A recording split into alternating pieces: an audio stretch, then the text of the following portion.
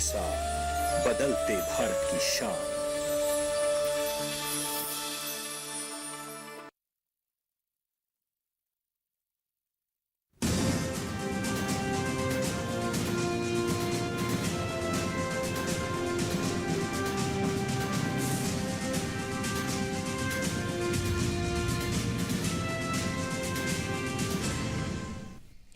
नमस्कार, किसान समाचार में आपका स्वागत है। मैं हूं साइमा खान। सबसे पहले नजर डाल लेते हैं हेडलाइंस पर। प्रधानमंत्री नरेंद्र मोदी 23 और 24 जून को ब्रिक्स देशों के शिखर सम्मेलन में लेंगे भाग। वर्चुअल माध्यम से हो रहे इस 14वें शिखर सम्मेलन की मेजबानी कर रहा है चीन। सम्मेलन के दौरान कृषि, पारंपरिक औषधि, पर्यावरण, विज्ञान और प्रौद्योगिकी, नवाचार, तकनीकी सहित कई और क्षेत्रों पर विचार विमर्श की संभावना। छत्तीसगढ़ में खरीफ सीजन शुरू होते ही रासायनिक खादों के उठाव में आई तेजी। किसानों को अब तक 5 लाख मीट्रिक टन रासायनिक खाद का किया जा चुका है वितरण।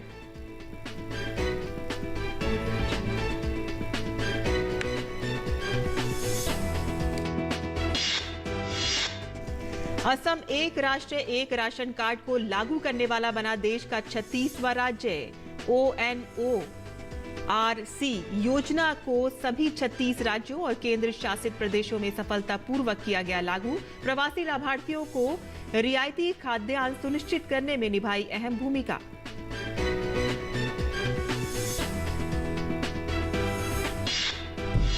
असम में बाढ़ की स्थिति अभी भी गंभीर। मुख्यमंत्री ने की बाढ़ के कारण हुए नुकसान को दर्ज करने के लिए जल्द ही एक पोर्टल शुरू करने की घोषणा। बाढ़ से 55 लाख से ज्यादा लोग हुए प्रभावित।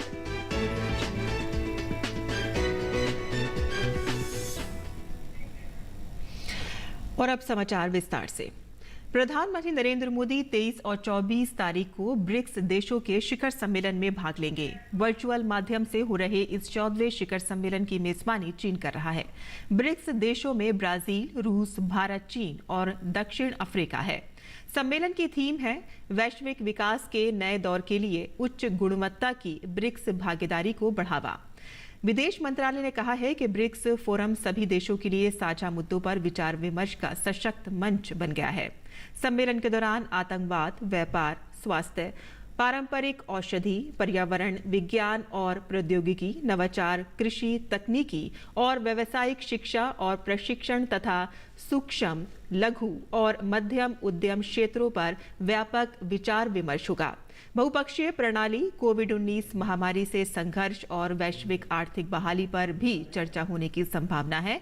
ब्रिक्स देश लगातार बहुपक्षीय प्रणाली में सुधार की मांग करते रहे हैं ताकि इसे और अधिक प्रातिनिधिक तथा समावेशी बनाया जा सके। सम्मेलन से पहले प्रधानमंत्री नरेंद्र मोदी आज ब्रिक्स व्यापार फोरम के उद्घाटन समारोह को वर्चुअली संबोधित करेंगे। खरीफ सीजन शुरू होते ही रासायनिक खादों के उठाव में तेजी आई है। छत्तीसगढ़ में किसानों को अब तक 4.98 लाख मीट्रिक टन से अधिक रासायनिक खाद का वितरण किया जा चुका है। डबल लॉक सहकारी समितियों में आज की स्थिति में 2.03 लाख मीट्रिक टन तथा निजी क्षेत्र में 2.11 लाख मीट्रिक टन खाद आज की स्थिति में वितरण के लिए उपलब्ध है। राज्य में चालू खरीफ सीजन में अब तक 9.13 लाख मीट्रिक टन खरीद भंडारित है, जो कि लक्ष्य का 67% है। सहकारी समितियों एवं निजी क्षेत्रों के माध्यम से किसानों को अब तक 5 लाख मीट्रिक टन खाद का वितरण किया जा चुका है, जो कि भंडारण की मात्रा का 55% है। कृषि विभाग ने बताया है कि आज की स्थिति में 4.15 लाख मीट्रिक टन खाद वितरण हेतु उपलब्ध है, जिसमें मार्कफेड एवं सहकारी समिति के पास 2 लाख तथा निजी क्षेत्र में 2.11 लाख मीट्रिक टन रासायनिक उर्वरक भंडारित है। खरीफ सीजन 2021 में राज्य में 20 जून की अवधि में किसानों द्वारा मात्र 2.32 लाख मीट्रिक टन खाद का उठाव किया गया था, जबकि इस साल 20 जून तक 5 लाख मीट्रिक टन खाद का उठाव किसान कर चुके हैं।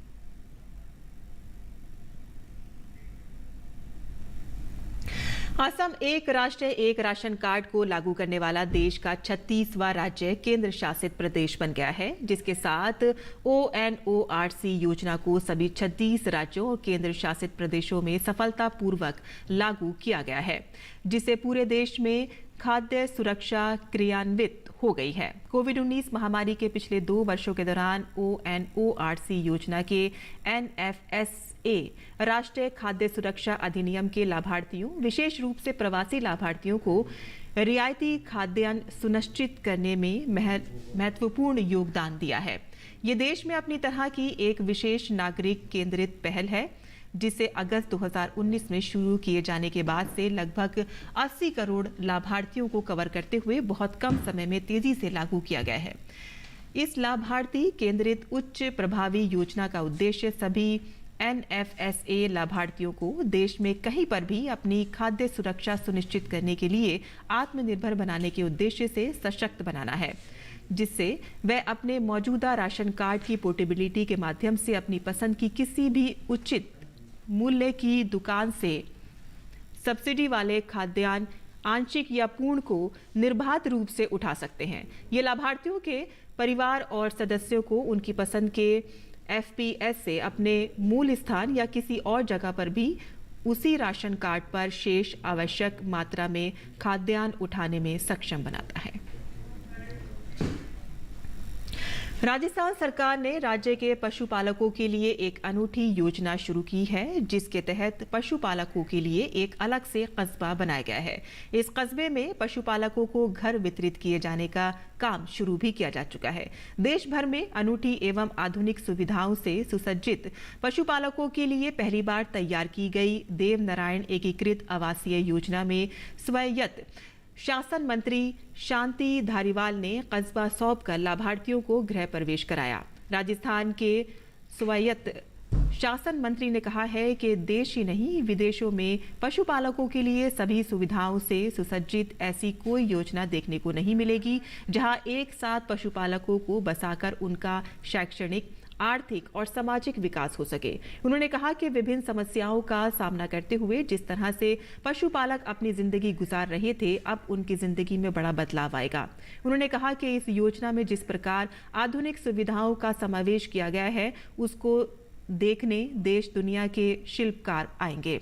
इसमें पशुपालकों के जीवन स्तर में सुधार के साथ कोटा शहर को पशु दुर्घटना से मुक्त होने में मदद मिलेगी। पशुपालकों के लिए बनाई गई इस परियोजना में अंग्रेजी माध्यम स्कूल, चिकित्सालय, दुग्ध मंडी, हाट बाजार, milk processing unit, biogas plant, आवागमन के लिए बसों का संचालन जैसी सुविधाओं से पशुपालकों के जीवन में सामाजिक, आर्थिक, शैक्षणिक विकास को पूरा किया जा सकेगा।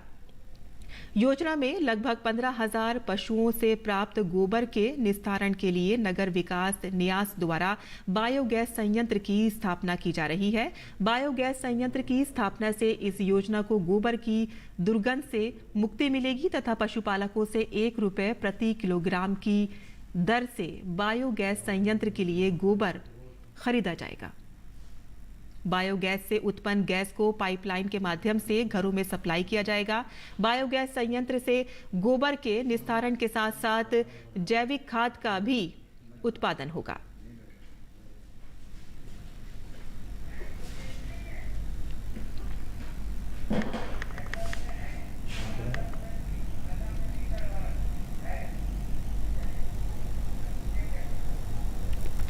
और आपको बता दें कि असम में भीषण बाढ़ का प्रकोप जारी है और 32 जिलों में 5,500 से अधिक गांव बाढ़ की चपेट में हैं। राज्य के विभिन्न भागों में 55 लाख से अधिक लोगों पर बाढ़ का असर पड़ा है और 2,62,000 लोगों को राहत शिविरों में शरण लेनी पड़ी है। असम राज्य आपदा प्रबंध प्राधिकरण के अनुसार पिछले 24 घंटों के दौरान 7 और लोगों की मौत हुई है और 1 व्यक्ति लापता है, परंतु बारिश में कमी आने के कारण ब्रह्मपुत्र घाटी में बाढ़ की स्थिति में सुधार हुआ है। फिर भी बराक घाटी के तीनों जिलों में स्थिति चिंताजनक बनी हुई है। पिछले कई दिनों से बाढ़ के असर वाले क्षेत्रों में बिजली आपूर्ति में बाधा आई है और मुख्यमंत्री हेमंत बिस्व शर्मा ने बाढ़ के कारण हुए नुकसान को दर्ज करने के लिए जल्द ही एक पोर्टल शुरू करने की घोषणा की है। मुख्यमंत्री हेमंत बिस्व शर्मा ने बाढ़ प्रभावित नलबाड़ी और कामरूप जिलों में राहत शिविरों का दौरा किया और कहा है कि जल्द ही राहत पैकेज की घोषणा की जाएगी। असम सरकार की बिजली मंत्री नंदिता गारलोसा ने बताया है कि लोगों की सुरक्षा के लिए बिजली ढांचा क्षतिग्रस्त होने या बाढ़ की वजह से कुछ क्षेत्रों में बिजली आपूर्ति बंद कर दी गई है।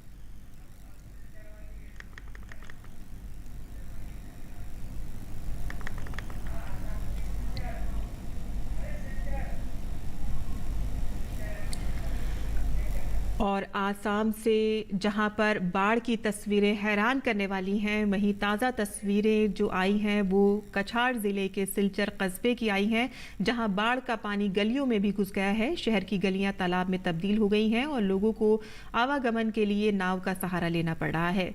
नाव पर सवार होकर लोग एक स्थान से दूसरे स्थान जा रहे हैं और दैनिक दिनचर्या के कामों को निपटाने के लिए सभी लोग नाव की मदद ले रहे हैं।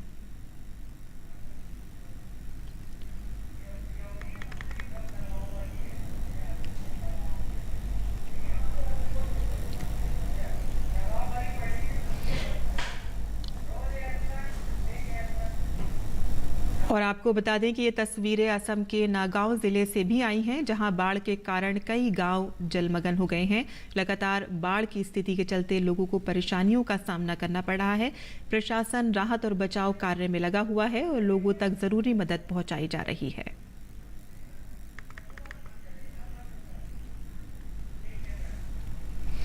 और अब बात करते हैं जम्मू कश्मीर की, जहां जम्मू कश्मीर में लगातार भारी बारिश और भूस्खलन के चलते जम्मू श्रीनगर राष्ट्रीय राजमार्ग बंद कर दिया गया है। वहीं शोपियां, पुंछ और राजौरी जिले को जोड़ने वाला मुगल रोड भी बंद कर दिया गया है। इस दौरान यातायात विभाग के अधिकारियों ने बारिश और भूस्खलन के चलते राष्ट्रीय राजमार्ग पर उत्पन्न हुई समस्या को लेकर बताया है कि पूरे राजमार्ग पर भारी बारिश और भूस्खलन के कारण पत्थर गिरने के चलते लगभग 3000 वाहन राजमार्ग पर फंसे हुए हैं।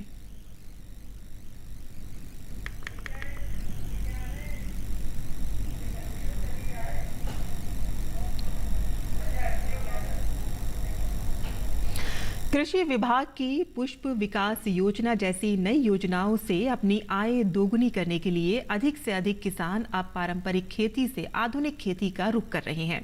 इसी सिलसिले में जम्मू कश्मीर के रामबन जिले के कृषि विभाग द्वारा पहली बार गेंदा फूल की खेती शुरू की गई है। कृषि विभाग के अधिकारी जगदीश बाली के अनुसार फूल विकास योजना और कृषि विभाग के अधिकारियों के विशेष मार्गदर्शन के तहत बहुत सारे किसान गेंदा फूल उगाने के लिए इच्छुक हो रहे हैं, क्योंकि इसकी फसल 3 महीने में तैयार हो जाती है और इस प्रकार वे एक साल में 3 से 4 फसलें ले सकते हैं।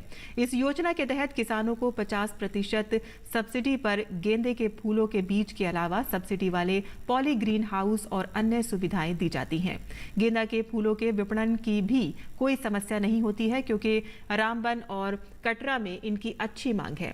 यहाँ के किसान मक्का उगाने के बजाय अब गेंदा उगाना पसंद करते हैं, क्योंकि इससे न केवल उन्हें अच्छी आमदनी होती है बल्कि बंदरों द्वारा इसके नष्ट होने की भी कोई संभावना नहीं है। पोली होज भी दिया हुआ इसमें, तो सबसे पहले जो पनीर वगैरह है तैयार अच्छी तरह से होती है, जल्दी टाइम में होती है। अगर ऊपर में लगाएंगे तो हमें 40 दिन लग जाते हैं, इसमें 20 या 25 दिन में तैयार हो जाती। तो उसके बाद फिर मक्की वगैरह लगाते थे। मक्की में जंगली जगह नुकसान करते थे, नहीं उसकी मार्केटिंग होती थी। उसके गवर्नमेंट ने हमें स्कीम दी 50 पर सब्सिडी पे। अगर कोई 600 रुपये का है तो हमें 300 रुपये भी मिलता है, 300 रुपये हमारा बच जाता है। तो उसमें ये हमें सब्जी वगैरह का भी दिया। ये खासतौर पर जो मैरी गोल्ड का है इसका तो बहुत बेनिफिट है, इसकी मार्केटिंग भी अच्छी है। वगैरह लगाते थे और उसमें बांदर वगैरह खा जाते थे मक्की।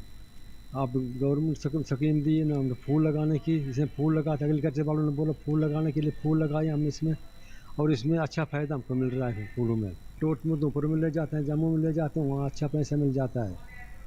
हमने जो एग्रीकल्चर में फ्लावर डेवलपमेंट प्रोग्राम के तहत जो फ्लावर कल्टीवेशन हमने फर्स्ट टाइम रामबन में स्टार्ट किया है, तो इसी फ्लावर डेवलपमेंट स्कीम के तहत जो है हमने 4-5 फार्मर जो है बड़े बड़े फार्मर्स लिए हैं, जिनमें हमने जो ट्रेडिशनल फार्मिंग कर रहे थे, मेज़ की पहले कल्टीवेशन कर रहे थे, या दूसरी जहाँ पे मंकी मैंस वगैरह का बड़ा खतरा होता था, बड़ा नुकसान करते थे वो, तो उससे फार्मर्स को डाइवर्ट करके हमने फ्लावर डेवलपमेंट पे लाया है।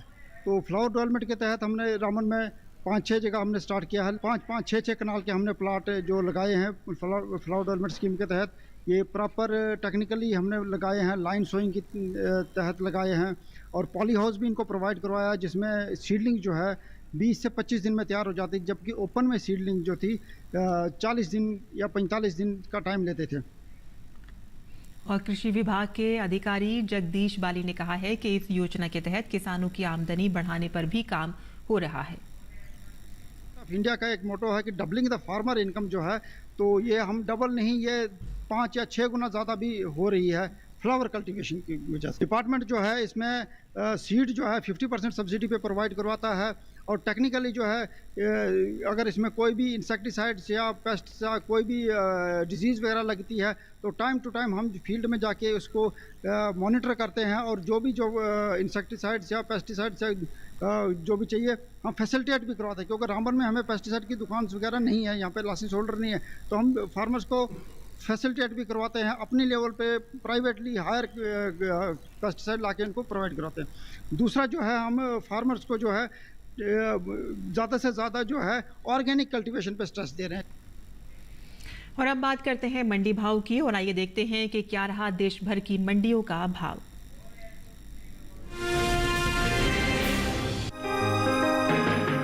इन दिनों कृषि उपज मंडियों में अरंडी की आवक सीमित बनी हुई है। मंगलवार को गुजरात की ही मंडियों में अरंडी बिकवाली के लिए पहुंची। 21 जून को अरंडी के सौदों में मिला जुला रुख देखने को मिला, कहीं भाव चढ़े तो कहीं घटे। बात अरंडी के हाजिर भाव की करे तो एग्मार्कनेट के अनुसार गुजरात की धोराजी मंडी में 20 जून को अरंडी का भाव था 7,105 रुपए। 21 जून को इसके भाव में 75 रुपए की मजबूती आई और भाव 7,180 रुपए पर पहुंच गया। जबकि राज्य की देहगाम मंडी में अरंडी के सौदों में गिरावट के साथ कारोबार हुआ। यहां 20 जून को अरंडी का भाव रहा 7,227 रुपए। 21 जून को इसके सौदे 95 रुपए लुढ़क कर 7,132 रुपए पर हुए। हालांकि जम्बूसर मंडी में 20 जून को अरंडी का भाव रहा 6,000 रुपए, जो कि 21 जून को 200 रुपए टूटकर 5,800 रुपए हो गया। गुजरात की ही सिद्धपुर मंडी में भी अरंडी के सौदे नरमी के साथ हुए। यहाँ 21 जून को अरंडी का भाव 8 रुपए की कमजोरी के बाद 7,250 रुपए से 7,242 रुपए हो गया। वहीं घरेलू स्तर पर इस साल अरंडी बीज की पैदावार में कमी देखने को मिल सकती है। देश में इस साल खरीफ अरंडी की उपज में 1,41,000 टन की कमी आ सकती है, जिसका असर कृषि उपज मंडियों में अरंडी के बाजार भाव पर पड़ सकता है। कृषि मंत्रालय की ओर से हाल ही में जारी तीसरे अग्रिम अनुमान के मुताबिक खरीफ अरंडी की पैदावार 15,06,000 टन होने का अनुमान जताया गया है, जबकि बीते साल इस दौरान अरंडी की उपज 16,47,000 टन रही थी। वहीं कुल तिलहन की पैदावार पर नजर डालें तो इस साल कुल तिलहन की उपज रिकॉर्ड स्तर पर पहुंच सकती है। कृषि मंत्रालय की ओर से साल 2021-22 के लिए हाल ही में जारी तीसरे अग्रिम अनुमान के मुताबिक घरेलू स्तर पर कुल तिलहन की पैदावार बीते साल के मुकाबले 25 लाख टन से ज्यादा होने की उम्मीद है, जिसका असर कृषि उपज मंडियों में तिलहन के बाजार भाव पर पड़ता दिख सकता है। साल 2021-22 के दौरान कुल तिलहन की पैदावार 3,84,00,000 टन के पार जा सकती है, जबकि साल 2020-21 के दौरान कुल तिलहन की उपज 3,59,46,000 टन रही थी।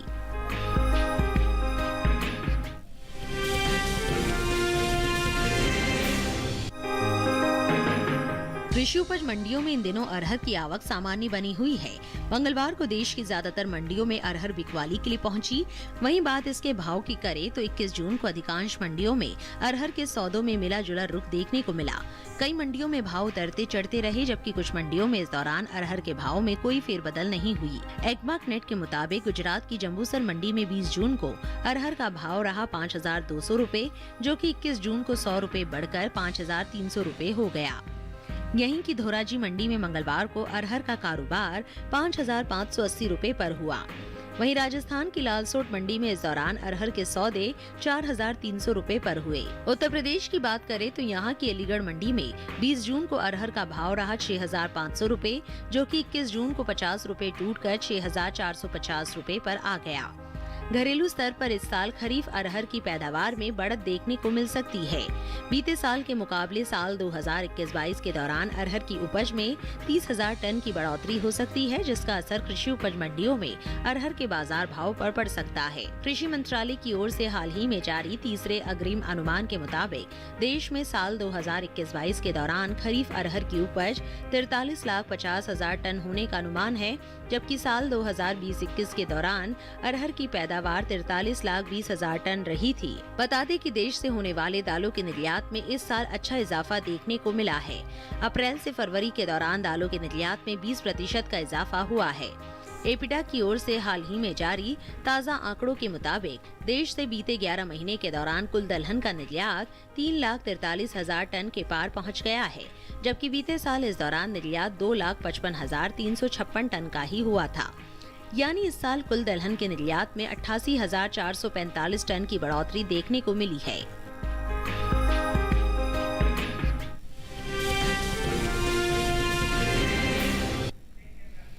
और अब बात करते हैं मौसमी खेती की, और आइए देखते हैं कि इस मौसम में किसान कैसे करें अपने फसलों का रखरखाव।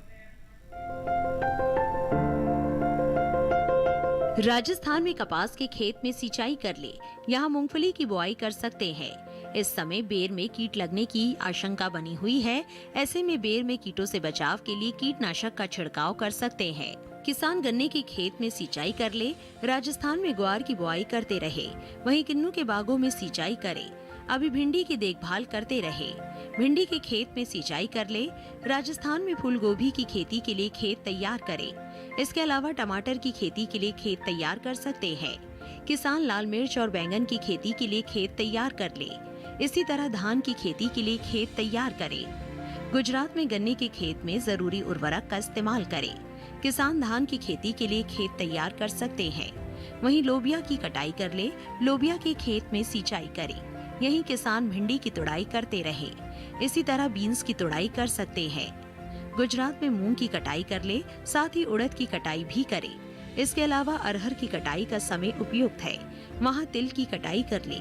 गुजरात में केले के बागों में सिंचाई कर सकते हैं। इसके साथ ही आम की तुड़ाई करे, आम के बागों में सिंचाई करते रहे। किसान मूंगफली की खुदाई कर सकते हैं। गुजरात में टमाटर की बुआई कर ले।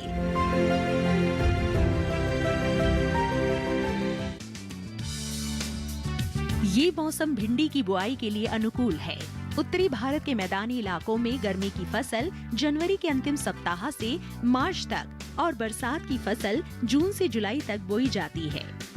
1 हेक्टेयर में भिंडी की बुआई के लिए 18 से 22 किलो बीज पर्याप्त है।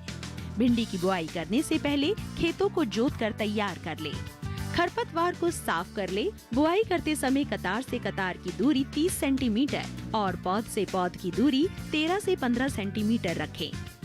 किसान भिंडी की कई किस्मों की बुआई कर सकते हैं, जैसे पूसा मखमली, पूसा सावनी, लाल भिंडी और IHR 31 आदि।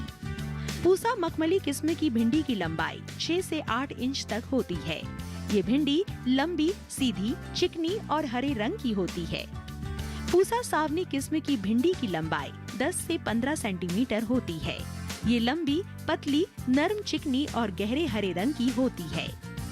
पूसा सावनी किस्म की 1 हेक्टेयर में 80 से 100 क्विंटल तक पैदावार ली जा सकती है। लाल भिंडी लंबी, सीधी और गुदेदार होती है, जबकि IHR 31 किस्म की भिंडी की लंबाई 24 सेंटीमीटर तक होती है। ये मोटे गुदे वाली और हल्के हरे रंग की होती है। अगर बात सिंचाई की करें तो बुआई के तुरंत बाद फसल में पहली सिंचाई करें और फिर दूसरी और तीसरी सिंचाई 3 से 4 दिन के अंतराल पर करें। फसल की अच्छी पैदावार के लिए खेतों में समय समय पर निराई गुड़ाई करते रहें। घी से जुड़ी खबरों के बाद अब नजर डाल लेते हैं खास खबरों पर। एनडीए की राष्ट्रपति उम्मीदवार द्रौपदी मुर्मू ने ओडिशा के रायरंगपुर में स्थित शिव मंदिर में सफाई की और मंदिर में पूजा अर्चना भी की।